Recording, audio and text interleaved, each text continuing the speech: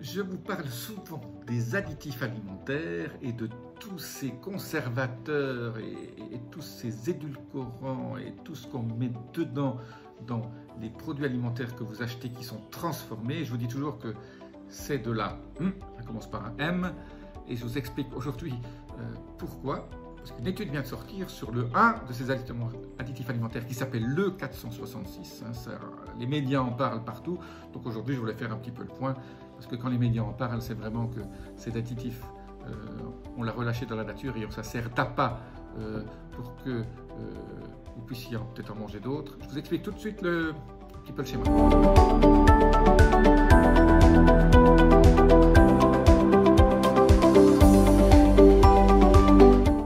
Jean-Marie Puternin, expert en rajeunissement et longévité, et j'aide ma communauté à ajouter de la vie à leurs années et des années à leur vie. Alors aujourd'hui, je vous parle de ce fameux E466 qui a un nom bizarre, donc je ne vous donnerai même pas au niveau chimique, vous le voyez sur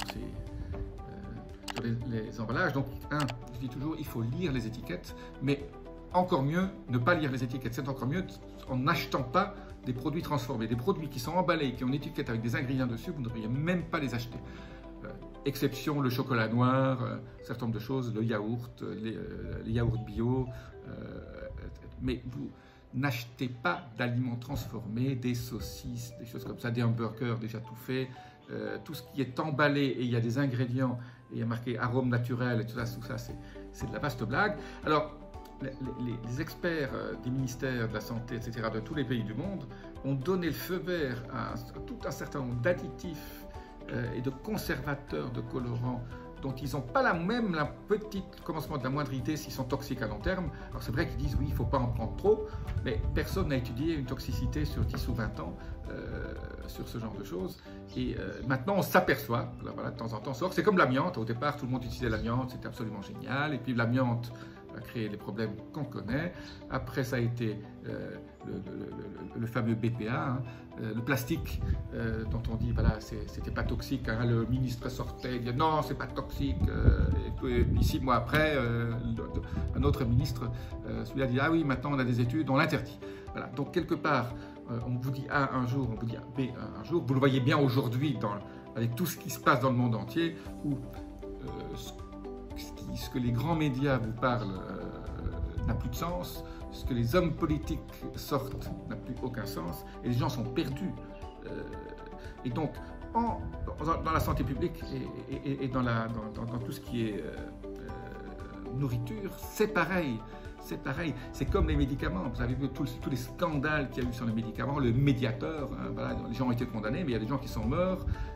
Mais pendant des années, les ministères ont laissé faire, et d'ailleurs ont été condamnés aussi, les ministères ont été condamnés dans l'affaire du Mediator, mais tout ça, après on change de nom, voilà, l'agence du médicament a changé de nom d'un truc à l'autre, comme ça peut-être on oublie.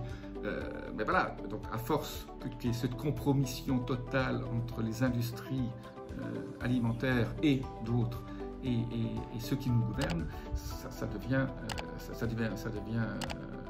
je n'ai pas de mots. Donc aujourd'hui, dans les médias, voilà, les 5 articles que je lis sur le 466, ben voilà, tous ces additifs qui commencent par E, il faudrait complètement les éliminer et les interdire parce qu'on ne sait pas, en fait, finalement à long terme ce que ça donne.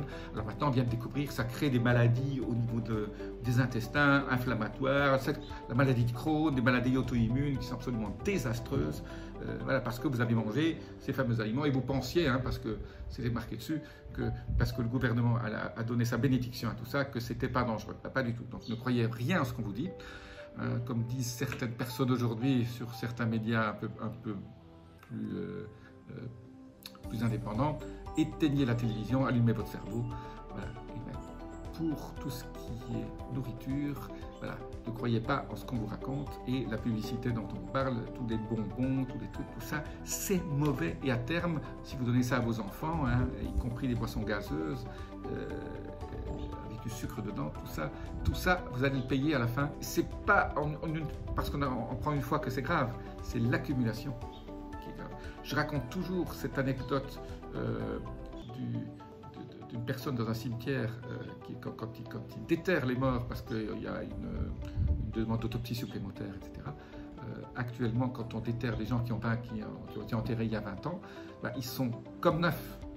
Et tout le monde se dit, mais c'est quoi ça? Est-ce que c'est vraiment le bon mort? Ben oui, c'est le bon mort, mais il a pris tellement de conservateurs que finalement, le corps se conserve et ne se décompose plus, tellement il est conservé. Ça laisse quand même à réfléchir. Donc les corps ne se décomposent plus. Je parle des gens qui ont mangé que de la M, toute leur vie. C'est vrai qu'à certains moments, tout ça se retrouve dans vos tissus et ça se conserve. Donc, c'est des conservateurs, et effectivement, ils conservent bien. Voilà, donc évitez ces additifs. Et le mieux encore, pour éviter les additifs, ne mangez que des choses que vous cuisinez vous-même, ou si vous allez au restaurant, des choses qui sont cuisinées depuis le départ, en achetant des légumes, des fruits et de la viande, pas des choses déjà transformées. Voilà.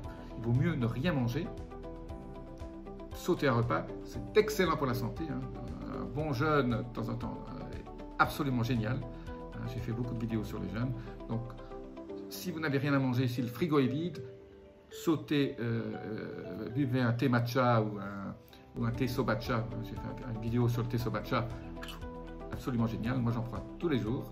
D'ailleurs, après cette vidéo, c'est la première chose que je vais faire. Je vais me prendre un petit thé sobacha que je fais ce matin. Je vous dis à très bientôt et laissez-moi vos commentaires aussi, toujours. Je répondrai tout de suite. Et ne pas oublier de vous abonner. À très bientôt. Namasté.